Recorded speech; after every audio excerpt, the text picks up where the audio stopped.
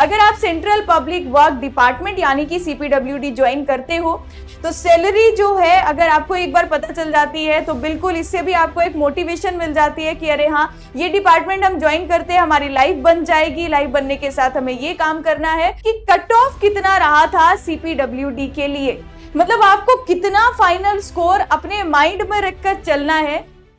CPWD यानी कि central public work department, जो हर एक स्टूडेंट का सपना होता है एसएससी जेईई एग्जाम को क्रैक करने के बाद। और अभी आप में से जितने भी लोग इस सेशन को देख रहे होंगे, आपने भी जरूर ये सपना देखा होगा कि एसएससी जेईई एग्जाम क्रैक करेंगे और सीपीडब्ल्यूडी को ज्वाइन करेंगे। आज का जो ये सेशन रहने वाला है, हम लोग इस डिपार्टमेंट के बारे में हर एक चीज जानने वाले हैं। यानी कि जब आप इस डिपार्टमेंट को ज्वाइन करते हो तो आपका वर्क प्रोफाइल क्या रहता है, आपका सैलरी स्ट्रक्चर क्या रहता है, और इसी के साथ साथ जो हमारा एसएससी जेईई का 2023 का एग्जाम हुआ था उसमें total number of vacancies CPWD की कितनी थी, सिविल, मैकेनिकल और इलेक्ट्रिकल की, और इसी के साथ साथ वैकेंसीज के साथ साथ मैं फाइनल कट ऑफ भी बताने वाली हूं आपको जो सीपीडब्ल्यूडी के लिए बनी थी। सो आप में से कुछ स्टूडेंट्स ऐसे होंगे जो सीपीडब्ल्यूडी के बारे में इतना ज्यादा नहीं जानते होंगे, आपने सिर्फ किसी से सुना होगा कि ये डिपार्टमेंट बेस्ट होता है और यही डिपार्टमेंट हमें ज्वाइन करना है। तो अगर आप भी ऐसे स्टूडेंट है जिसे इसके बारे में ज्यादा नहीं आइडिया है तो इस सेशन में एंड तक बने रहिए,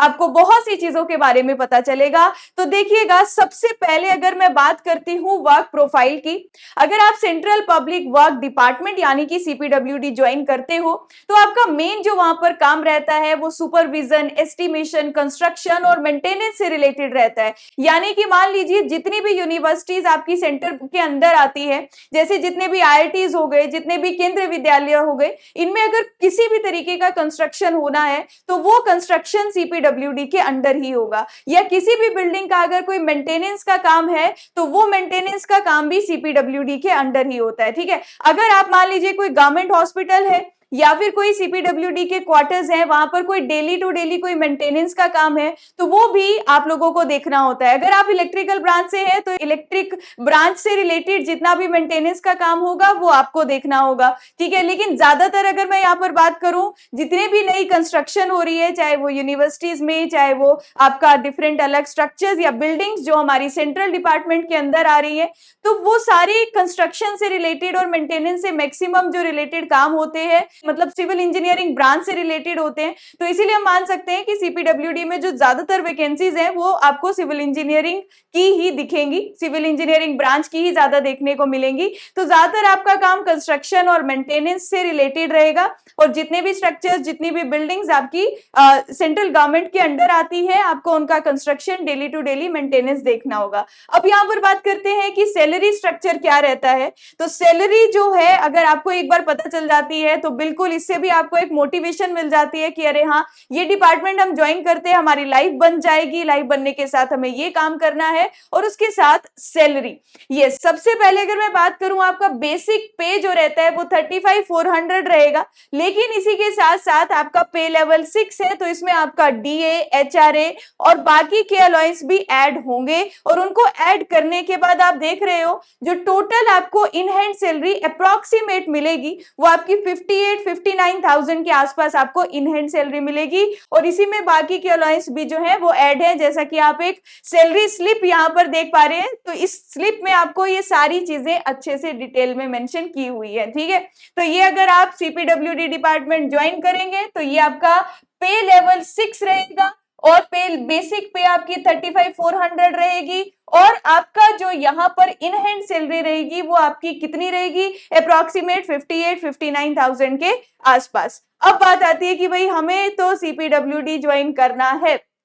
हमने वर्क प्रोफाइल देख लिया, हमने देखा सैलरी स्ट्रक्चर, अब इसके लिए पढ़ना भी तो पड़ेगा, उतनी ही ज्यादा मेहनत की जरूरत है क्योंकि सबसे हाईएस्ट कट ऑफ इस डिपार्टमेंट के लिए जाती है। तो अगर आपका सपना है इसे ज्वाइन करना तो आप इस बात का ध्यान रखिए कि आपको मेहनत भी उतनी ज्यादा करनी पड़ेगी। अगर मैं 2023 एसएससी जेईई की एग्जाम की बात करूं, सिविल इंजीनियरिंग की टोटल सीपीडब्ल्यूडी की जो वैकेंसीज आई थी वो 421 वैकेंसीज थी, और इलेक्ट्रिकल और मैकेनिकल की 124 वैकेंसीज थी। ठीक है, इन इन वैकेंसीज की बात तो हो गई, लेकिन यहाँ पर बात आती है कि कट ऑफ कितना रहा था सीपीडब्ल्यूडी के लिए। मतलब आपको कितना फाइनल स्कोर अपने माइंड में रखकर चलना है कि अगर मैं इस डिपार्टमेंट को ज्वाइन करना चाहता हूं या करना चाहती हूं तो मुझे इतने मार्क्स लेने पड़ेंगे। तो ये आपके लिए एक माइंड में एक आपका टारगेट रहना चाहिए। सो 2023 में अनरिजर्व्ड कैटेगरी के लिए फॉर सिविल इंजीनियरिंग ब्रांच ये जो फाइनल कट ऑफ रहा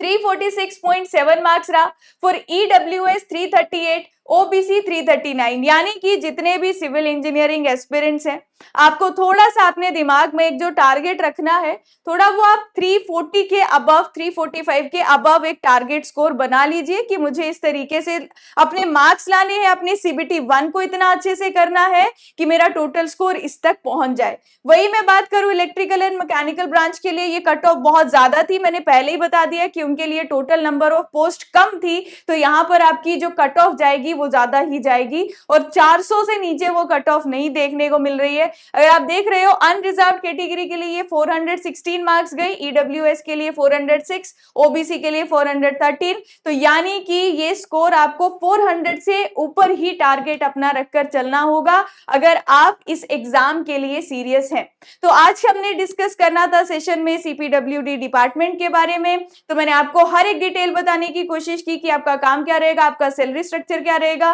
और पहले कितनी वैकेंसीज थी और उनकी फाइनल कट ऑफ कितनी रही। तो आपको एक बेसिक ओवरव्यू जरूर मिल गया होगा। अगर आपको और भी कोई जानकारी चाहिए, किसी और डिपार्टमेंट के बारे में आपको कोई चीज है जो नहीं पता है या कंफ्यूज करती है, तो आप जरूर मुझे कमेंट सेक्शन में बताइए और अच्छे से तैयारी करिए क्योंकि एसएससी जेईई का एग्जाम अब पास ही है और उसके लिए आपको डेली मेहनत करनी होगी और बिल्कुल भी अपना टाइम वेस्ट नहीं करना होगा। All the very best. हर एक एस्पिरेंट्स को मिलते हैं अलग किसी सेशन में। Thank you everyone.